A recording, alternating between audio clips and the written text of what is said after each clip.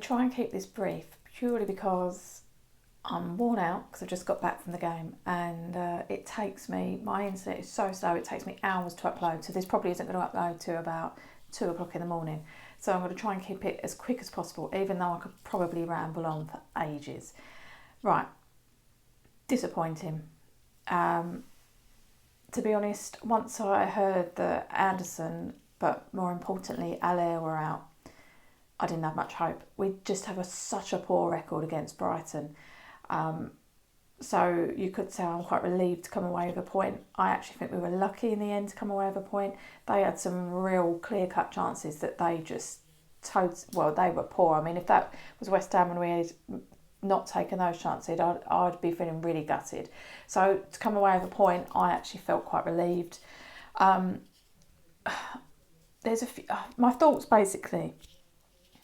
You've got to question some of Pellegrini's choices. I'm not saying question him, I'm not saying get Pellegrini out or anything like that, but why the hell would you start with Hernandez up front on his own? I mean, we've known pretty much from day one that Hernandez isn't a lone striker. I mean, I know that, and I really don't ever claim to be a football expert.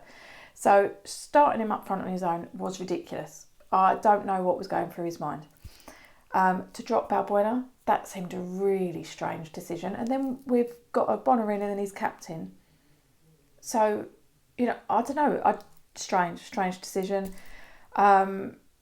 Who else? Defensively, we were just all over the place, and it's a concern. And I think we're going to concede so many goals this season. We need to sort out who our strongest back four are. And I was always convinced it was Diop and Balbuena. And I think Diop is stronger with Balbuena.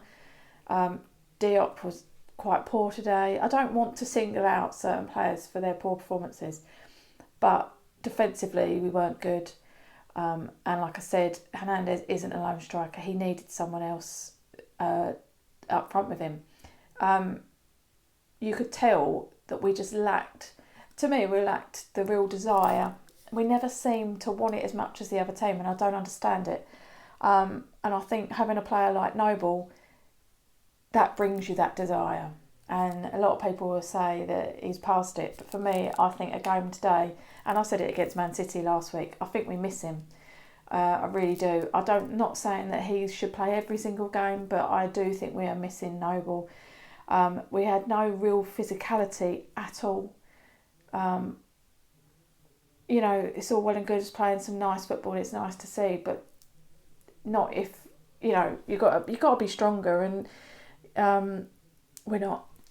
I mentioned in my tweet that obviously VAR, biggest cheer when Brighton got their goal disallowed. Now that's a worry, and do you know what? And then when we scored, I couldn't celebrate.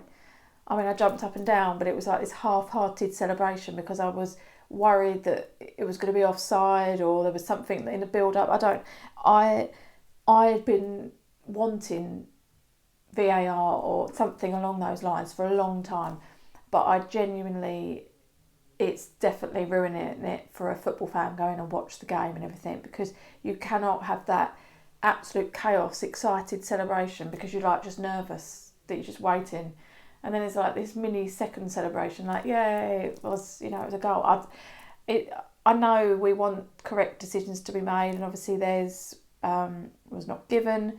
And it's great because you can celebrate that, but that's not what football is about for me. I want to give a quick mention to Robert Snodgrass. Now, some people will say that he's not the player that, is not top quality player. But whatever you want to say about him, he is a hard worker, which I love. If someone gives their all, then that's it for me. But also, he is just a real class act. He made sure he came over and clapped all the fans today, but not only that, he was trying to get others to come back. They didn't all come back, but I know he encouraged Antonio to come back and clap the fans, and that means a lot. Brighton's not that far, but fans go and travel miles, and it takes a second for them to come over and clap and actually appreciate the fans. But certain players just walk off and couldn't care less. I think it says a lot. So yes, it doesn't take much, but I think highly of Robert Snodgrass. I think he's He's a good player, he's a hard worker, but more than that, he's a decent human being. So we've got Watford next, and we need to sort out our strongest starting 11. Hopefully, apparently Anderson and Allaire will be back, and hopefully Noble will be back. But it's everyone was going crazy at the beginning of the season. Like we're going to be going for sixth, and I know it's way too early to be panicking, but we have to sort out our strongest 11. We've got to be better defensively, and show just a bit more than just nice, pretty football. Have a bit more desire. Have that bit more strong physicality, and like Allaire will definitely bring that. And hopefully then when we've got all our players back, we'll be a bit more of the convincing West Ham that we were all hoping we were going to be at the beginning of the season. Thanks for watching. Don't forget to subscribe, like and comment, and follow me on Twitter @Flump9. Come on, you Irons.